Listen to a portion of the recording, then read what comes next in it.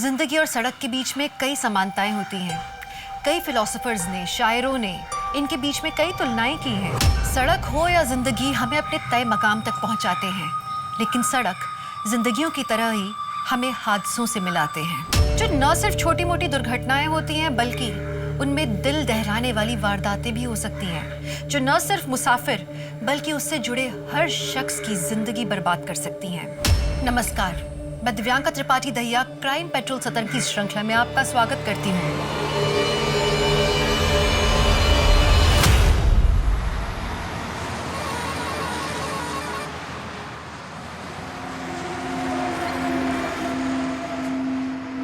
और क्या लाऊं साहब? क्या खाना बनाया है यार, मन करता है बनाने वाले का हाथ चूम लो। जाओ चूम लो, बुढ़िया है, 6 महीने से बना रही है। तो एक काम कर, तू ही चूम ले। क्या साहब? एक सेम प्लेट ऐसा पार्सल दे देना, घर ले जाऊंगा यार, बीबी खुश हो जाएगी। जरूर जरूर जरूर। चंद्रिका दी, आपके खाने की बहुत तारीफ हो रही है, बस यही स्वाद बनाए रखना, अगले महीने में आपकी पगार भी बढ़ा दूंगा।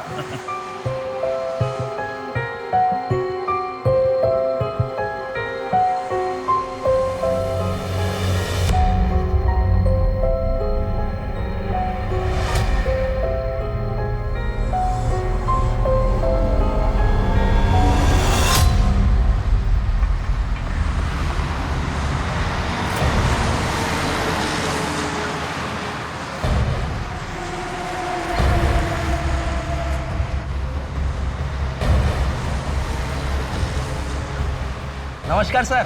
क्या बना थे छोटू? हेलो। चल खाना लगा दे फटाफट।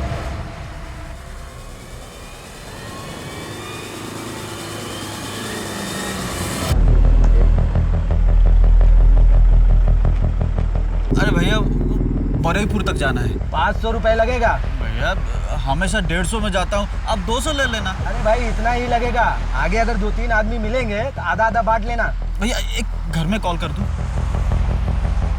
हेलो, हाँ हमें गाड़ी मिल गई है, हम सीधा घर ही आएंगे। हाँ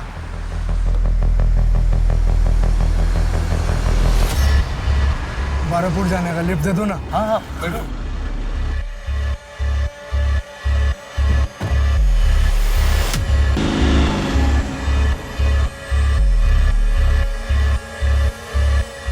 भैया थोड़ा साइड कर दो यार, बहुत जोर की पेशाब लगी है, साइड कर दो।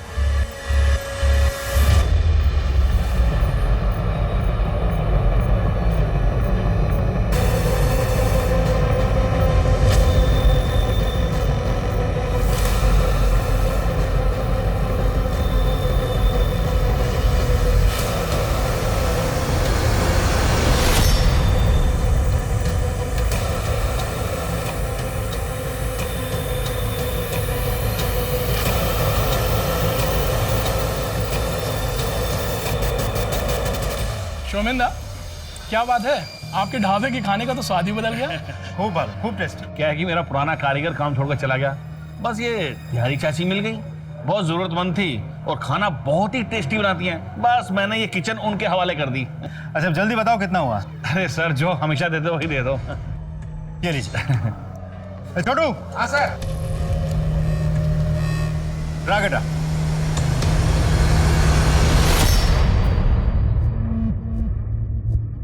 चंद्रिका दी, पुलिस वाला आपके बारे में पूछ रहा था। अरे बोल रहा था कि आप खाना बहुत स्वादिष्ट बनाती हैं।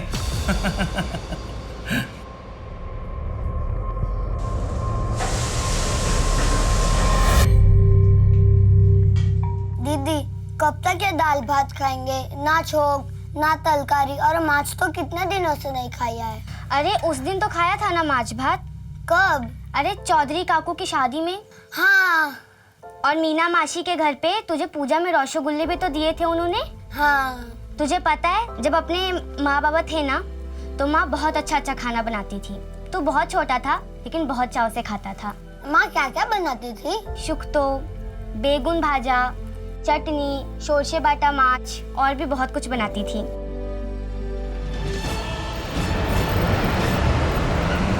साबी मेरे पति हैं, टैक्सी चलाते हैं, सब कोलकाता गए थे लेकिन 2 दिन से घर वापस नहीं लौटे। इनका फ़ोन भी बंद आ रहा है और मैंने इनके सारे दोस्तों से भी बात की लेकिन कुछ पता नहीं चला। साहब मैं आपके हाथ जोड़ती हूँ। प्लीज मेरे पति को ढूंढ लाइए। देखिए आप रोइए मत, एंड डोंट वरी, हम पूरी कोशिश करेंगे आपके हस्बैंड को ढूंढने की। एक काम करो, इनकी एफआईआर दर्ज करो और इनसे इनके पति का मोबाइल नंबर लेके उसे सर्विलेंस पे डाल दो। अब देख तू इसे कैसे आउट करता हूँ। आउट है, तू आउट है। तूने चीटिंग की मेरे साथ, अब तो तू गया। करेगा अगली बार से। एक ही करो, छो रुको, मैं बाबा को बोल दूंगा, वो तुम भिखारियों को इस गली से ही भगा देंगे, फिर जाकर रहो नदी के उस पार। नहीं राजा, ऐसा मत करना। मिंटू बदमाश, कितनी बार कहा कि मारपीट मत किया कर। चल सॉरी बोल राजा को। हाथ दे। सिर्फ माफी से काम नहीं चलेगा। सबके सामने तूने मुझे मारा, अब सबके सामने ही तुझे मुझसे मार खानी पड़ेगी, हारना पड़ेगा। पर राजा, मिंटू सॉरी बोल रहा है ना। बाबा अच्छा सुनो, मिंटू नहीं मान रहा तो तुम मुझे मार।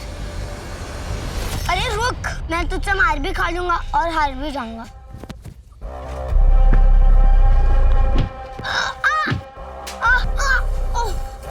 I am the winner.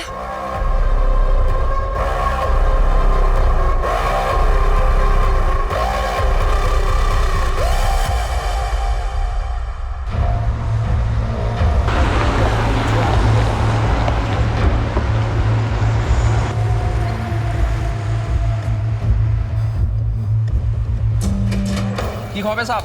ये तेरे पास ही रख, एक काचा कोला और तरकारी ला। अरे साहब, ये ढाबा है, इधर घर का नहीं होटल का खाना मिलता है। एक काम कर, तू तेरे महाराज से पूछ, अगर बना देगा ना तो मेहरबानी होगी। अरे साहब, इधर महाराज नहीं महारानी है, फिर भी पूछता हूँ। ए मासी, एक ग्राहक आया है, काचा कोला और तरकारी चाहिए। ठीक है, बनाচ্ছি। बन गया। थैंक यू बोलना महाराज, महारानी को।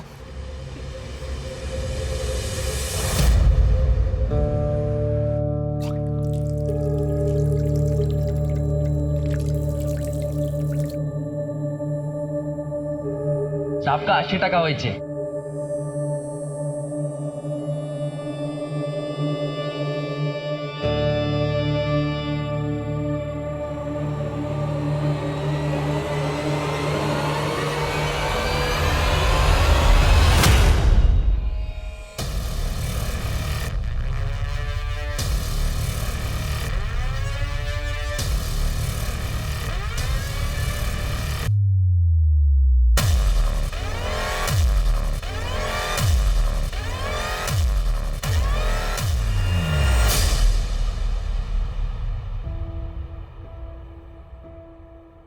सॉरी मिंटू, मेरी वजह से तुझे इतनी मार खानी पड़ी।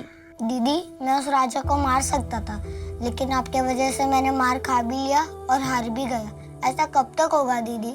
हम गरीबों की ताकत का कोई मोल नहीं होता चिंटू, हाथों की जीत को भी हारना पड़ता है। ऐसी ही दुनिया चलती है। जब तू ये समझ जाएगा ना, तकलीफ अपने आप बंद हो जाएगी। दीदी, आप तो समझ गई है, फिर भी आपको तकलीफ होती है ना? बहुत बड़ा हो गया है रे तू।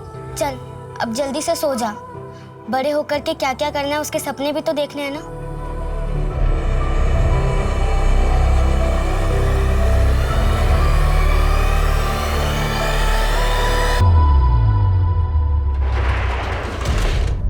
हाँ भाई छोटू, बंद हो गया? हाँ आ गया बस। ला बेटा जल्दी ला चाबी। चल बेटा खुश रह।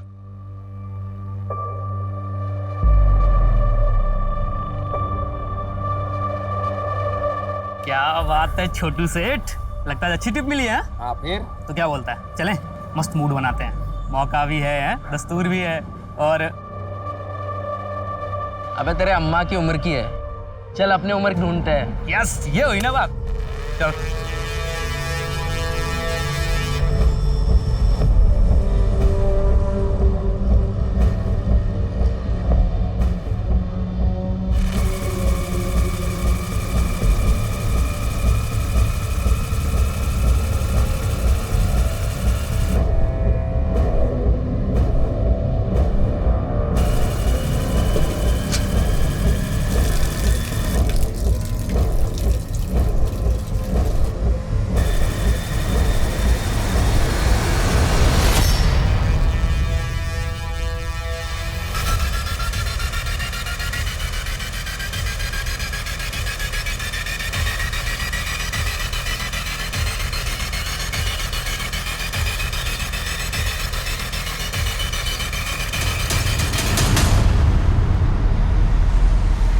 गया भाईजान? भाई आज कुछ ज्यादा ही खाना खा लिया, पेट गुड़गुड़ कर रहा है। भाईजान मैं भी चलता हूँ, पेट तो भारी मेरा भी है। चल भाई चल।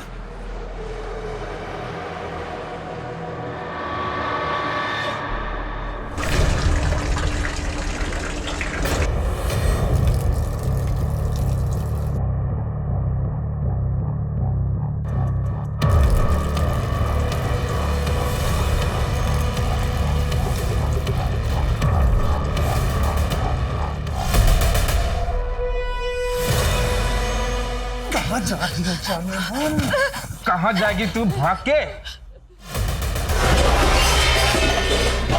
भाईजान गिराओ ना जल्दी। छोड़ो मुझे। भाईजान जल्दी। छोड़ो मुझे।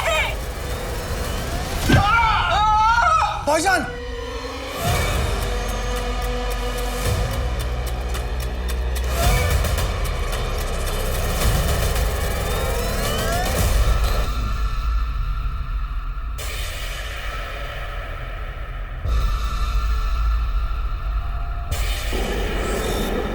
रुको।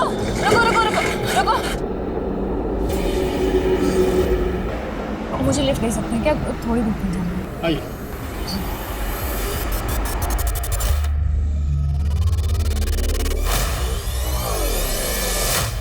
ऐसी क्या वजह थी कि एक जवान लड़की को एक बुजुर्ग महिला के भेस में काम करना पड़ रहा था?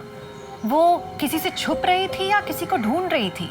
दूसरी तरफ सुनसान रास्ते पर शराफत का स्वांग रचाकर लूटने वाले वो भेड़िए कौन थे?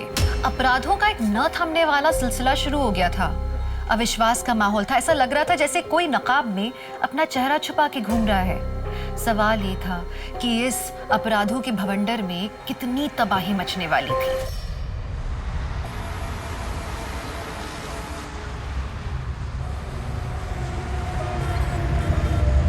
मासी! अरे बाप रे, चंद्रिका मासी! मासी! चंद्रिका मासी! मासी!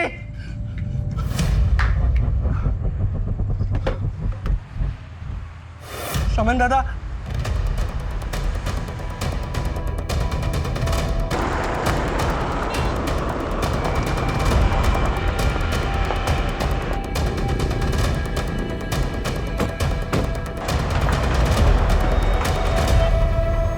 आप ही ने फोन किया? जी सर, मैं ढाबे का मालिक शुमन। सर वो वहाँ खड़े ट्रक का ड्राइवर था, वो उसके साथ एक क्लीनर भी था। रात उन्होंने खाना खाया और वहीं ट्रक के पास ही खटिया डालकर सो गए। सुबह ये छोटू आया तो उसने देखा कि किचन के पीछे ड्राइवर की लाश पड़ी है। ढाबे में और कोई था? हाँ साहब, वो चंद्रिका मासी रहती है मगर वो भी गायब है। सर चंद्रिका हमारे ढाबे पर काम करती है। सर वही चंद्रिका बुढ़िया जो आप पिछले हफ्ते खाना खाया था, आपने कहा था बहुत स्वादिष्ट है। महेंद्र आसपास चेक कर। सर।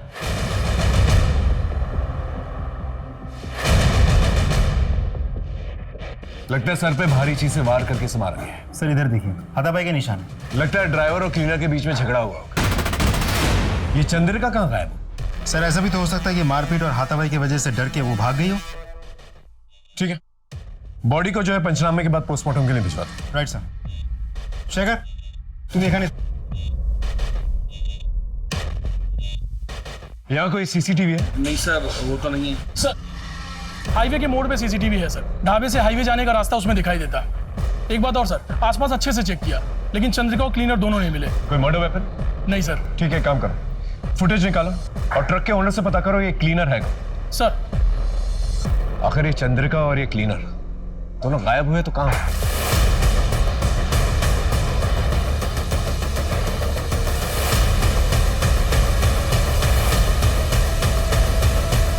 इस चंद्रिका के बारे में और क्या जानते हो तुम? कभी उन पे शक हुआ तुम्हें? सर चंद्रिका मासी दिखने में बहुत भोली भाली थी, लेकिन मुझे एक बार उनकी एक बात खटकी थी सर। कुछ दिन पहले ढाबे पे एक आदमी आया था और मासी उसके साथ छुप छुप के बात कर रही थी। ऐसा लग रहा था लंबे समय से एक दूसरे को जानते। कौन था वो आदमी? पता नहीं सर। उनका कोई आइडेंटिटी कार्ड है? सर एक आधार कार्ड दिया था, उसकी फोटोकॉपी है मेरे पास। एक मिनट लेकर आता हूँ। चंद्रिका हलदर सर ये तो बंगाली। लेकिन आपने तो उस दिन कहा था कि वो बिहार से आई है। सर ज़्यादा ध्यान से देखा नहीं, जैसा कहा मैंने उसे मान लिया, लेकिन सर ये बहुत दयनीय स्थिति में थी। परवेज सलीम के ट्रक का क्लीनर है, लेकिन सलीम के मर्डर के बाद से ही परवेज गायब है। लेकिन चंद्रिका के गायब होने में सलीम के मर्डर का क्या लेना देना? सर ये सीसीटीवी फुटेज। सर ये ढाबे के पास वाले हाईवे की सीसीटीवी फुटेज है। सर ये लड़की इतनी रात गई इधर क्या कर रही है अकेली? ये शायद ढाबे की तरफ से आ रही है।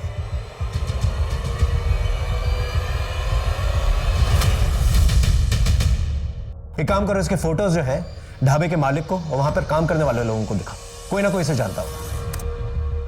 और ये ट्रक शहर की तरफ जा रहा है, इसकी भी डिटेल्स निकलवा। एक काम करो, चंद्रिका के आधार वाले एड्रेस पे जा, वहां से कुछ क्लू मिलेगा। सर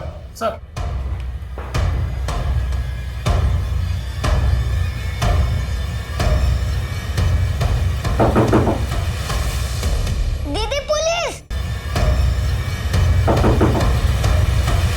दीदी पुलिस। बेटा माँ को बुलाओ। माँ तो नहीं है। बाबा? वो भी नहीं है। अच्छा घर में कोई और है? कोई नहीं है। अच्छा इन्हें जानती हो? यहीं पर रहती हैं? नहीं।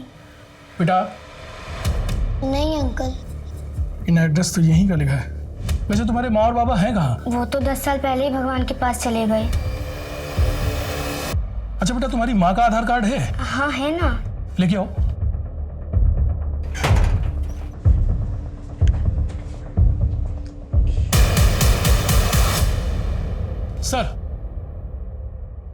सर चंद्रिका के एड्रेस पर पिछले 10 साल से 2 अनाथ बच्चे रहते हैं।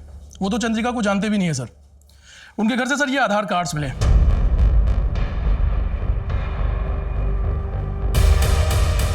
चंद्रिका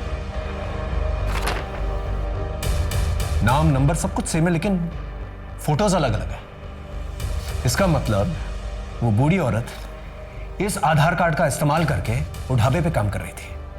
लेकिन क्यों? ये चंद्रिका की मिस्ट्री बढ़ती जा रही है। आखिर ये है कौन और गई कहां?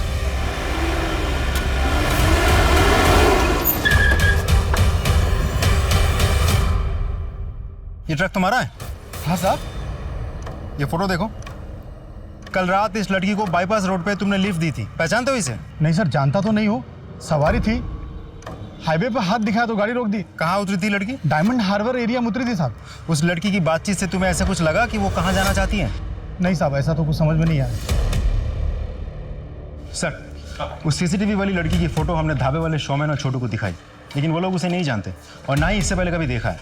एक और बात सर, उस लड़की ने हाईवे पे जिस ट्रक से लिफ्ट ली थी उस ट्रक का भी पता चल गया है। ड्राइवर से भी हमने पूछताछ की। ड्राइवर का कहना है कि इससे पहले उस लड़की को अभी देखा नहीं। एक नॉर्मल सवारी थी, वो बैठी, उससे पैसे लिए और आगे जाके डायमंड हार्बर पे छोड़ दी। एक काम करो, डायमंड हार्बर जाओ, पूछताछ करो, हो सकता है कोई क्लू मिल जाए। इस लड़की का सलीम के मर्डर से और चंद्रिका से कोई रिश्ता जरूर है। सर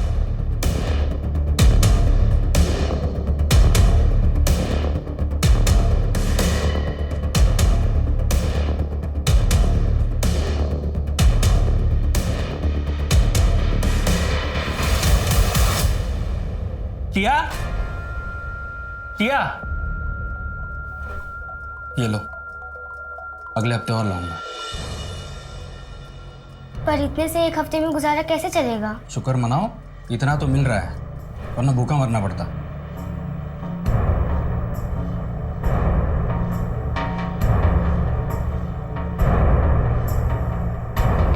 सर हमने डायमंड हार्बर एरिया का चप्पा चप्पा छान मारा, लेकिन उस मिस्टीरियस लड़की के बारे में कुछ पता नहीं चला। सर वो बहुत ही बदनाम एरिया है। वहाँ पर ज़्यादातर ड्रग एडिक्ट्स, तड़ी पार, इलीगल माइग्रेंट्स या धंधे करने वाली औरतें रहती हैं सर। ये केस तो और भी उलझता जा रहा है। ऊपर से टीवी और अखबार वाले ब्रेकिंग न्यूज चलाकर आग में घी का काम करता है। समझ में नहीं आ रहा क्या करें अब। Hello Jayant sir. Yes sir, अभी फिलहाल तो सॉफ्ट क्लूज मिले हैं सर। जैसे कोई पुख्ता सबूत मिलता है हम कातिल को अरेस्ट कर लेंगे। जी सर।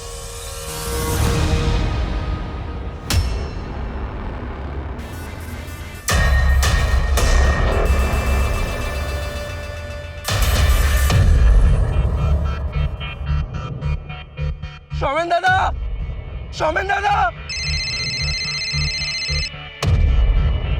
हेलो सर मैं वेलकम ढाबे का मालिक शोमैन बोल रहा हूँ। हाँ शोमैन बोलो। वो ट्रक का मिसिंग क्लीनर पानी की टंकी में मिला है। क्या सर वो बहुत जख्मी है, उसकी हालत बहुत खराब है। तुम लोग तुरंत उसे पास वाले हॉस्पिटल में लेके जाओ। আমরা এখনই আসছি। डॉक्टर साहब जी प्लीज। डॉक्टर साहब सिचुएशन क्या है? बहुत सीरियस है, और थोड़ी देर हो जाती तो यहाँ लाने से पहले ही डेथ हो जाती। वो बच तो जाएगा ना? कोशिश कर रहे हैं। उससे बात कब कर सकते हैं हम? रिकवरी पर डिपेंड करता है, मैं आपको इन्फॉर्म कर दूंगा। Okay sir, thank you. ये क्लीनर तो मिल गया, एक बार ये नकली चंद्रिका भी मिल जाए तो केस क्लियर हो जाएगा। एक काम करो, वो असली चंद्रिका का जो आधार कार्ड है उसके एड्रेस पे चलते हैं, पूछताछ करते हैं। आई एम श्योर कोई ना कोई तो उसे जानता होगा। चल ठीक है, टेंशन मत ले। अरे बोला ना एक बार काम हो जाएगा। चल फोन रख। पिस्टल चाहिए। कैसे हैं?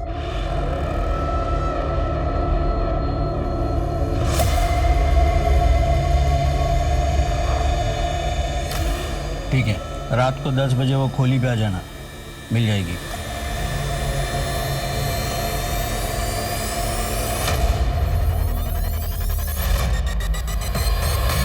नहीं गाड़ी मत रुकना।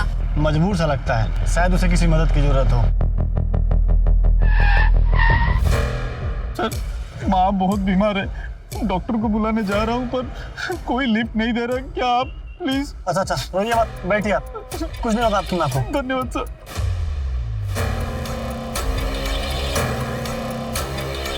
बस सर यही रोक दीजिए। लेकिन यहाँ पे तो कोई दवाखाना नहीं है। इस पगडंडी के आगे एक छोटा सा गांव है, वही दवाखाना है सर।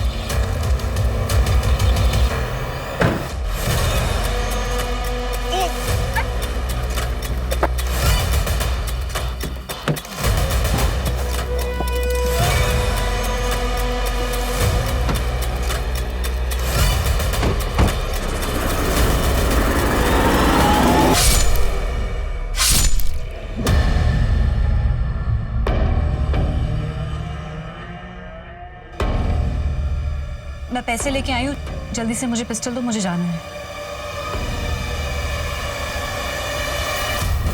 ये क्या कर रहे हो तुम? दरवाजा खोलो। अरे छोड़ो मुझे।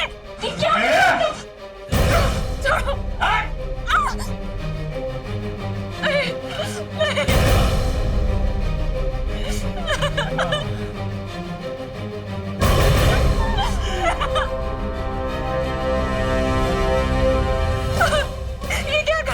बैठे रहा चुपचाप।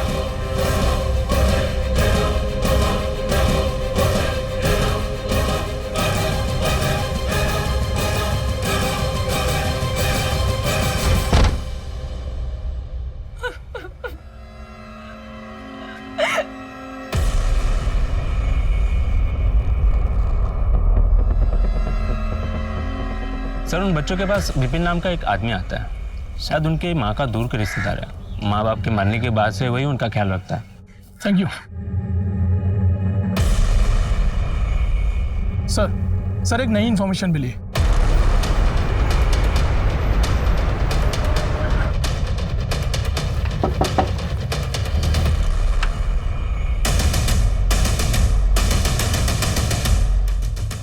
बोलो। আমরা টিয়া আর মিন্টুর মা চন্দ্রিকার ব্যাপারে জিজ্ঞেস করতে এসেছি। क्या ना? चंद्रिका पीसी के साथ जो कुछ हुआ उससे आपका पेट नहीं भरा क्या? जो फिर से आ गए उनके पीछे पड़े हो? कम से कम मरने के बाद तो इंसान को बख्श दो। चलो जाओ। एक बार बोला समझ में नहीं आता क्या? पुलिस की शक्ल देखना पसंद नहीं करता मैं, और बात तो कतई नहीं। तुम्हारे साथ जबरदस्ती भी कर सकते हैं, प्यार से पूछ रहे हैं, बता दो। सर जिस चंद्रिका की आप बात कर रहे हो ना, 10 साल पहले उन्होंने आत्महत्या की है। क्यों एग्जैक्टली क्या हुआ वो मुझे नहीं पता, लेकिन मेरे पास ऐसा कुछ है जिससे आपको हेल्प हो सकती है। रुकिए, आपके डिपार्टमेंट के कांस्टेबल की वजह से उन्होंने आत्महत्या की। रेप हुआ था उनका। कौन था कांस्टेबल? आपके थाने का था, ढूंढिए पता चल जाएगा आपको। एदिके सर, एदिके।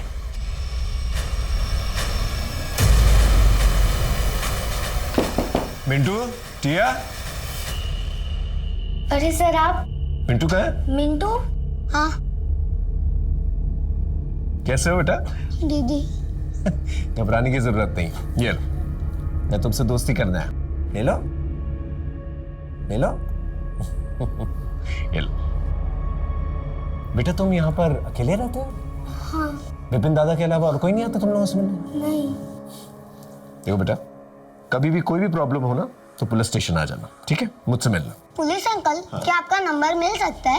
मेरा नंबर क्यों चाहिए तुम्हें? ये आपके लड़के ना मुझे बहुत परेशान करते हैं, तो अगली बार परेशान करेंगे तो मैं आपको फोन करूंगा और उन्हें बताऊंगा कि मेरे पास पुलिस अंकल है, तो सब डर जाएंगे। ठीक है, ख्याल रखना।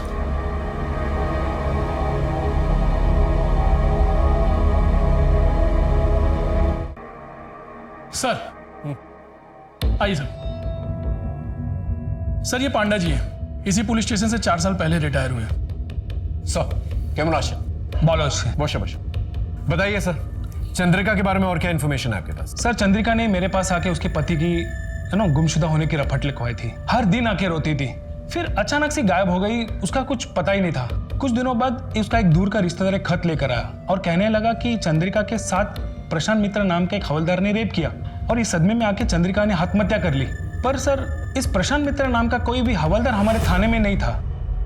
हमने काफी छानबीन की, फिर उसके बाद इस फाइल को बंद कर दिया। सर ये रही उस केस की फाइल। सर डॉक्टर का मैसेज आया, परवेज क्लीनर को होश आ गया है।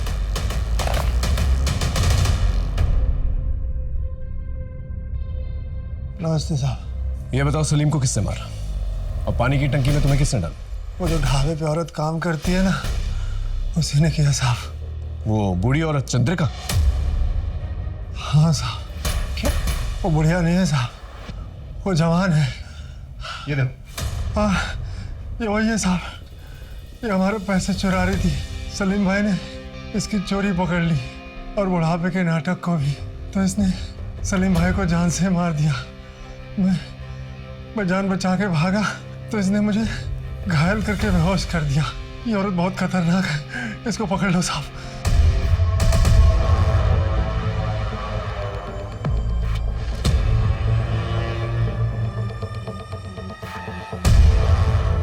उफ, क़यामत। हाय हाय।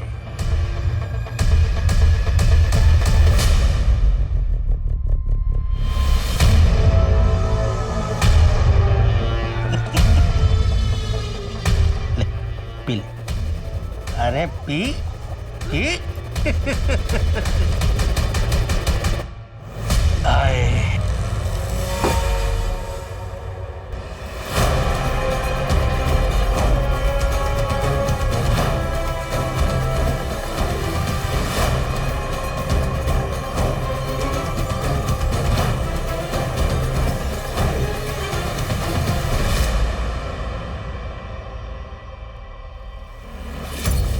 मुझे देख के रास्ता खाली किया कर। क्यों? रास्ता तूने खरीद लिया है क्या? ज्यादा ऊंची आवाज में बात मत कर, बाबा को बुला दूंगा। अब मैं तेरे बाबा से डरता नहीं हूँ, क्योंकि अब मेरे पास पुलिस अंकल है। ये ज्यादा फेक मत। सबूत चाहिए? तू तेरे बाबा का फोन लेकर मेरे घर पे आ, पुलिस अंकल से वीडियो कॉल करके दिखाता हूँ।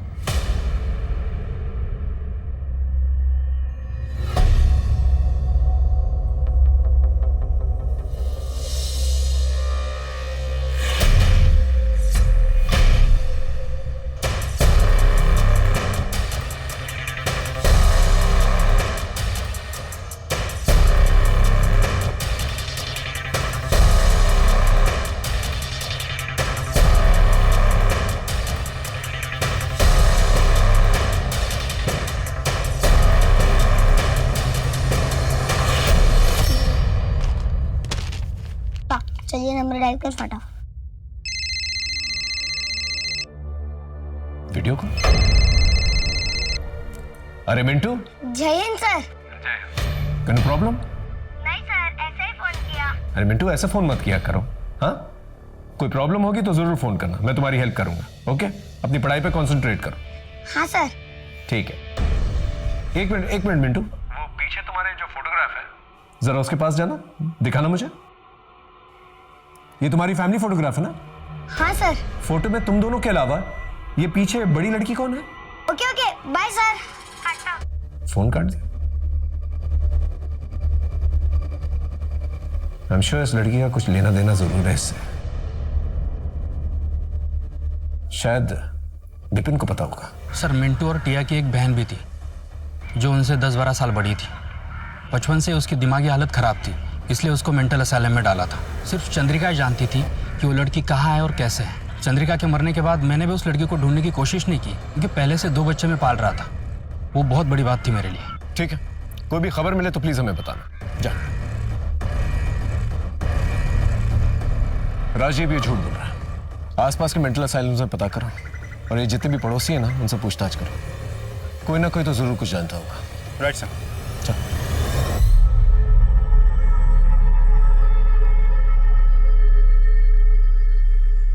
अपना तो रेडी है, तू निकल। हाँ?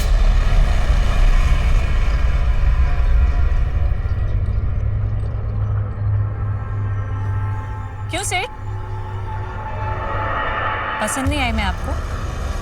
पसंद तो बहुत है, लेकिन उतने पैसे नहीं है मेरे पास। मुझे भी तो बहुत पसंद आया सेठ। चलेगा? चल आओ सेठ। अरे आओ ना। आज तो आपको मैं जन्नत की सैर कराऊंगी, वो भी मेरे स्टाइल में। अब देखो चमेली का जादू। लेकिन मजा आना चाहिए। हाँ हाँ बिल्कुल, आप बस देखते जाओ कि ये चमेली क्या क्या करती है। ये क्या कर रही हो? लेकिन बस थोड़ा और इंतजार। बड़ा अजीब स्टाइल है यार। हाँ ये अपना स्टाइल है। क्या बात है, जल्दी करो जो करना है वो। मैं तो एकदम प्यासा प्यासा हो रहा हूँ। अरे अरे मार क्यों रही हो? ঠিক আছে ঠিক আছে, আমি জানাচ্ছি। सर मेरा दोस्त छोटू कल रात से गायब है। अरे दोस्त पोस्त से मिलने गया होगा, 24 घंटे वेट करो, देखছি কি করা যায়। কি नाम बोले? सर छोटू। कहाँ काम करता है? सर ढाबे पे काम करता है। ढाबा? कौन सा ढाबा? Sir welcome dhaba. कहाँ से गायब हो? सर हम सोनागाछी गए थे। सर मैं तो अपनी रेगुलर वाली के साथ गया था, पर सर जब मैं वापस आया तो पता लगा छोटू किसी नई लड़की के साथ गया है। सर जब मैंने पता किया तो उस लड़की का नाम और पता किसी को कुछ नहीं मालूम था। सर मैं थकार के घर आ गया। मैंने सुबह में उसको फिर से फ़ोन किया, रिंग बज रही थी पर उसने उठाया नहीं। सर एक काम करो, सोनागाछी रोड जा और वहाँ के दलाल को उठा के लेके, और ये छोटू का फ़ोन जो है सर्वेलेंस में डाल। Right sir. सर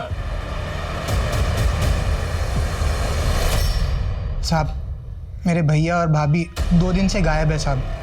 साहब उनका फ़ोन भी बंद आ रहा है। कहाँ से गायब हुए? बारहवीपुर से 12-7 आ रहे थे, वहाँ से निकले तो सही पर यहाँ नहीं पहुँचे। आप एक काम करो, अपने भैया और भाभी की फोटो उनके डिटेल्स के साथ एफआईआर दर्ज करवा दो। एक बात समझ में नहीं आ रही, ये हाईवे के 10 किलोमीटर के रेडियस में ऐसा कौन सा ब्लैक होल है कि एक के बाद एक आदमी गायब हो जा रहे हैं? वहाँ की पेट्रोलिंग बढ़ा दो। बताता हूँ साहब, बताता हूँ साहब। कल रात एक भले घर की लड़की मेरे पास आई और गिड़गिड़ाने लगी कि उसकी माँ की तबीयत बहुत खराब है, इलाज के लिए पैसे चाहिए। साहब उसका नाम पता मुझे कुछ नहीं मालूम साहब। उसकी शक्ल याद है तुझे? हाँ साहब। स्केच बनवा सकता है? साहब स्केच आर्टिस्ट का। सर हाँ एक खबर मिली है सर, मिंटू और टिया की माँ, वो ओरिजिनल चंद्रिका? हाँ सर, उनकी एक पड़ोसन जो ओरिजिनल चंद्रिका को बहुत अच्छी तरीके से जानती है, अभी वो बीमार है इसीलिए हॉस्पिटल में एडमिट है। मुझे ऐसा लगता है सर उनसे कुछ पता चल सकता है। ठीक है, मिलते हैं उससे। पानी पानी चाहिए? हाँ ये ले पानी। पानी बताएगा या नहीं? बोल। बताता हूँ, सब सच सच बताता हूँ। पानी दे दो। आप मिंटू और टिया की पड़ोसी हैं, उनकी माँ चंद्रिका, उनकी एक बड़ी बेटी भी थी, उसके बारे में क्या जानती हैं? निशा चंद्रिका की सबसे बड़ी बेटी थी। वो बहुत ही टैलेंटेड लड़की थी, शांति निकेतन पढ़ने जाती थी। चंद्रिका का पति एक ट्रक ड्राइवर था, अच्छा खासा कमा लेता था। 10 साल पहले चंद्रिका का पति और ट्रक दोनों गायब हो गए। चंद्रिका के ऊपर और उसके परिवार के ऊपर दुख का पहाड़ टूट पड़ा। चंद्रिका अपने पति की पूछताछ करने के लिए पुलिस स्टेशन जाया करती थी। उसके साथ 1-2 बार मैं भी गई थी। साहब আমার ঘরে ছোট ছোট বাচ্চা, যদি पति ना मिला तो वो अनाथ हो जाएंगे। अरे हमने कहा ना पूछताछ कर रहे हैं, जब पता चल जाएगा घर पे आके बता देंगे। कौन जाओ। ऐसे में एक दिन पुलिस स्टेशन के बाहर उसे एक हवलदार मिला। अरे चंद्रिका जी, नमस्ते। मैं प्रशांत मित्रा, इसी पुलिस स्टेशन में कांस्टेबल हूँ। चंद्रिका जी, बहुत दिनों से देख रहा हूँ कि आप अपने पति को लेकर बहुत परेशान हैं। मैं आपकी मदद करना चाहता हूँ। आपके पति शरद को ढूंढने में पूरी मदद करूँगा मैं। आप मुझे मेरे घर पर आके मिलेंगे करीब शाम को 7 बजे। हाँ हाँ ठीक है।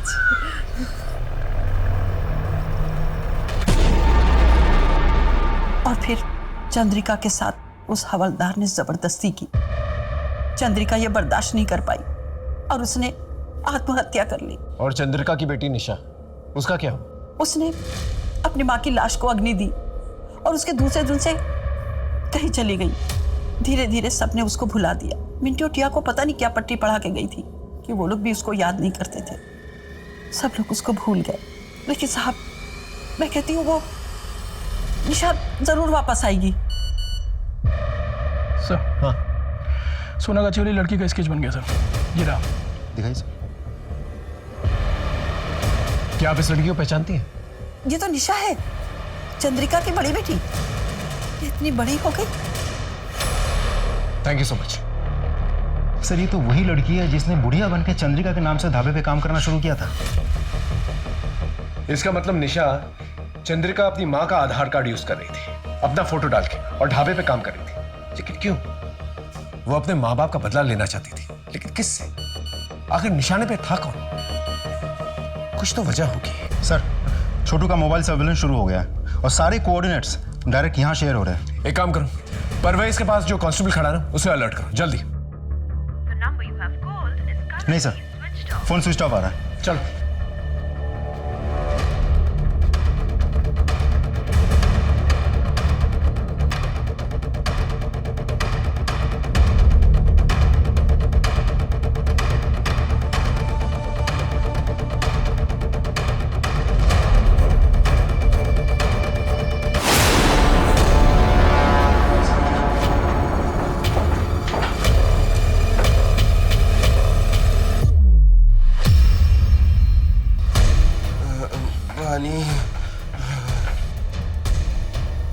छोटू, छोटू, उठो। हाँ, आराम से, आराम से। वो लड़की कहाँ है जिसने तुम्हारा ये हाल किया? वो सिटी हॉस्पिटल गई है सर। ये तो वही जगह है जहाँ पर परवेज जो है एडमिटेड है। एक काम करो, 2 कांस्टेबल्स को बोलो से लोकल हॉस्पिटल लेके जाए। हम लोग सिटी हॉस्पिटल चलते हैं। सर,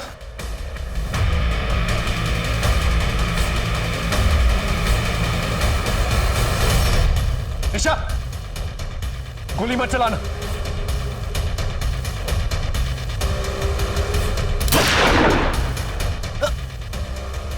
आप ठीक है?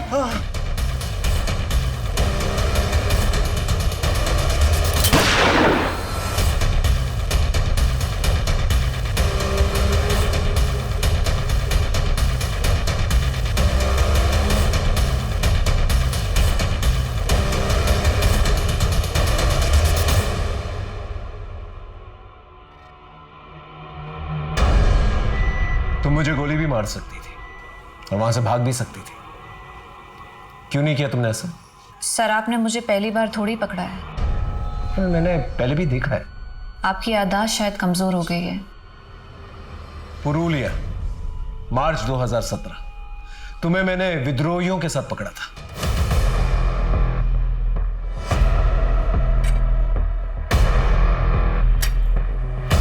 इन राइफल्स को वैन में रखो।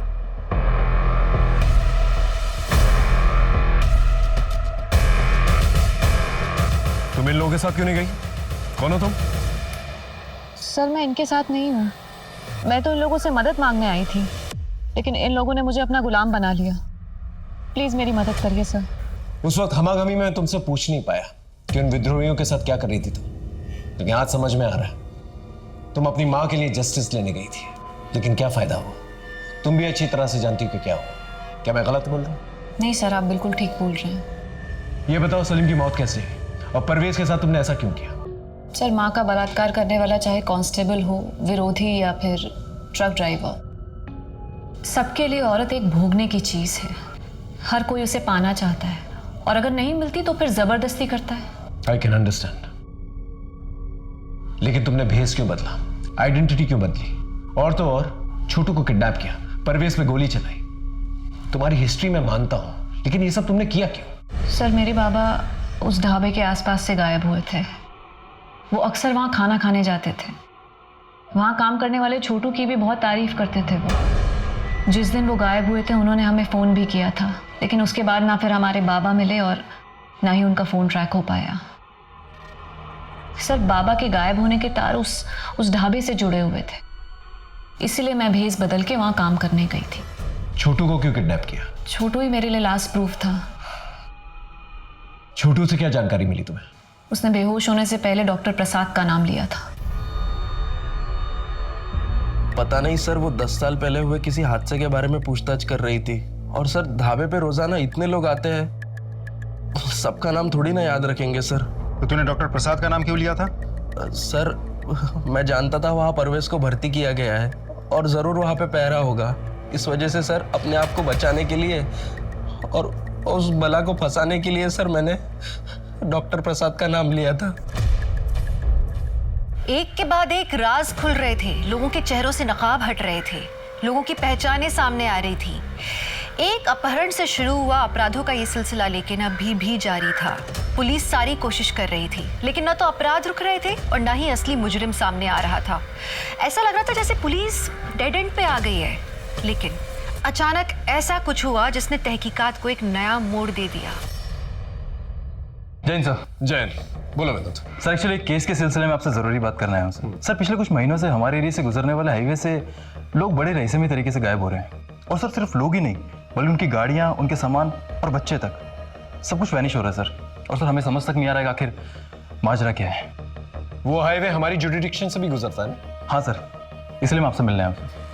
महेंद्र एक काम करो, हाईवे की एंट्री पॉइंट पे ना नाकाबंदी करवा दो और तुम अपने एग्जिट पॉइंट पे और आने जाने वाले जितने भी लोग हैं उनका एक रजिस्टर मेंटेन करो और आपस में मैच करो। उस पूरे एरिया में पेट्रोलिंग बढ़ा दो। जितनी भी दुकानें हैं, ढाबे हैं, सबको चेक करो। ये कोई बर्मुडा ट्रायंगल तो है नहीं कि गाड़ी समेत इंसान गायब हो जाए। एक मिनट। हाँ बोलूं? जैन जी, पटना से एक क्रिमिनल जो है हमारे एरिया में परोल जम करके आया है, उसे पकड़ना है। सीआईडी की इंफॉर्मेशन।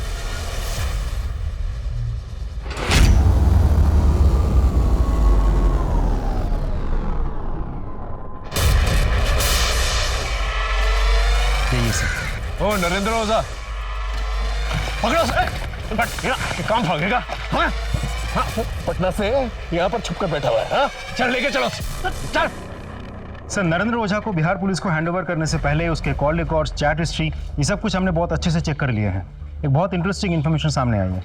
ये नरेंद्र ओझा कुछ ऐसे लोगों के संपर्क में है जिन्हें अगर हम रंगे हाथों पकड़ ले तो बहुत बड़े रहस्य का पर्दाफाश हो सकता है। Good job Rajdeep. Thanks. Are you ready? Sir.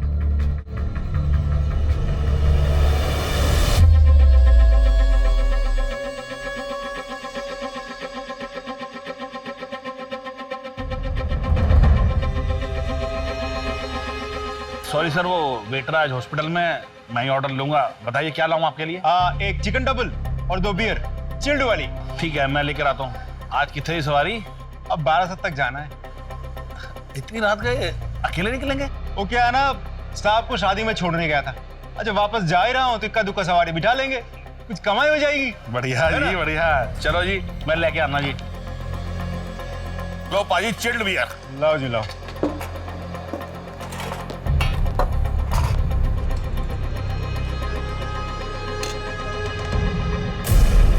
और कितने गए पाजी? आया जी आया। दसो जी कितने पे?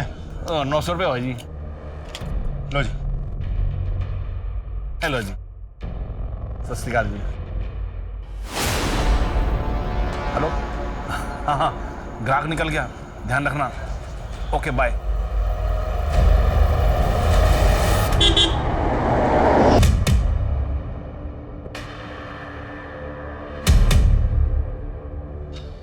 पाजी वो 12 तक जाना है, छोड़ देंगे?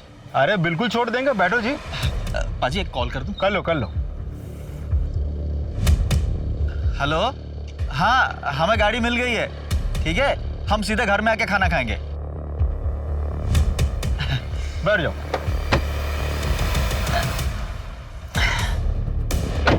हमारा साथ जाने का। जी बैठ जाओ, जी बैठ जाओ। ठीक है ठीक है।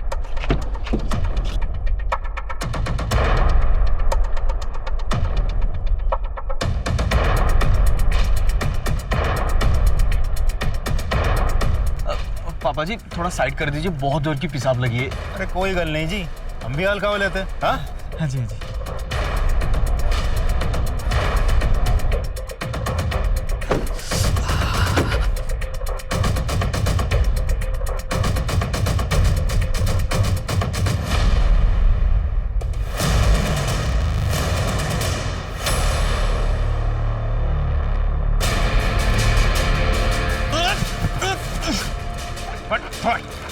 भैया बोल, किसके लिए काम करता है? बोल वरना गोली चला दूंगा। बोल। डॉक्टर नरेंद्र ओझा। चल चल। डॉक्टर नरेंद्र ओझा, पवन, मदन और प्रकाश, इन तीनों को रंगे हाथों पकड़ा है हम लोगों ने, और तीनों ने कबूल किया है वो तीनों तुम्हारे लिए काम करते थे। अब सीधे सीधे बोलेगा या मार खा के बोलेगा?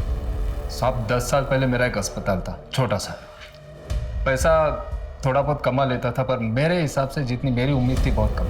तो मैंने एक गैंग बनाई, ढाबे वाला शोमैन और वो छोटू। उनके पास रात में जो लोग खाना खाने आते थे, उनसे बातों बातों में सारी जानकारी निकाल लेते थे वो लोग। और जैसे ही वो लोग ढाबे से निकलते थे, उसके बाद हम उन्हें किडनैप करते थे। फिर डॉक्टर प्रसाद की मदद से मैं उनकी आँखें, किडनी और बाकी सारी जितने भी ऑर्गन्स हैं जो काम के हैं, जिनसे हम पैसा बना सकते हैं, निकाल लेते थे। और हाँ, वो गाड़ियाँ, उनको हम डिसमेंटल करके स्पेयर पार्ट्स यूपी बिहार में बेच देते थे। और कितने लोगों को शिकार बनाया तुमने? ठीक से याद नहीं है, पर कुछ 100-125 लोगों की शिकार की होगी। इसे जानते हो? हाँ साहब, इसे कैसे भूल सकता हूँ। इसका पति तो पहला शिकार था साहब। किडनी का बहुत पैसा मिला था इसका। और फिर पता चला कि रोज पुलिस स्टेशन जाती है, तो मैं चेक करने गया साहब, उसको देखा तो मेरा दिल आ गया था उस पर। फिर मैंने पुलिस कांस्टेबल होने का नाटक किया और उसे वादा किया कि उसके पति को ढूंढ निकालेंगे। इसी बहाने उसको घर ले गया, मैंने मजे लिए और भगा दिया उसको साहब।